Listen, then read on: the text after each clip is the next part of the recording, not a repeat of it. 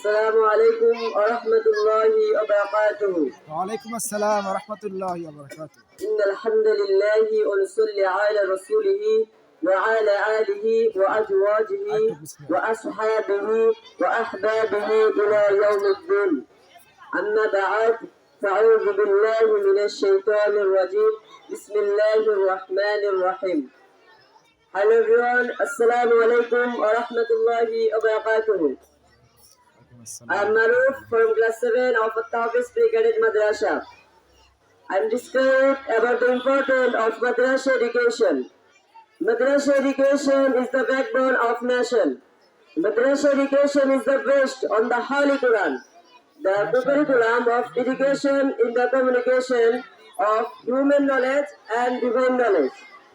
This education policy is a perfect to an ideal person, and the ideal person assets of a society as well as a country.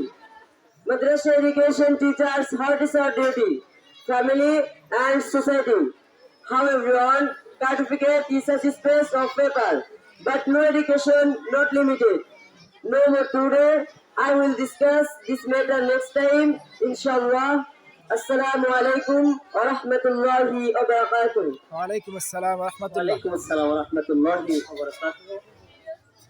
সুন্দর আলোচনা করেছিলেন সংক্ষিপ্ত সময়ে, খুব গঠনমূলক। মারুফ ইংলিশে বক্তব্য দিলেন মাদ্রাসার গুরুত্ব নিয়ে। Madrasa education is the backbone of nation, অর্থাৎ মাদ্রাসা শিক্ষাটা হচ্ছে একটা শিক্ষা জাতির মেরুদণ্ড।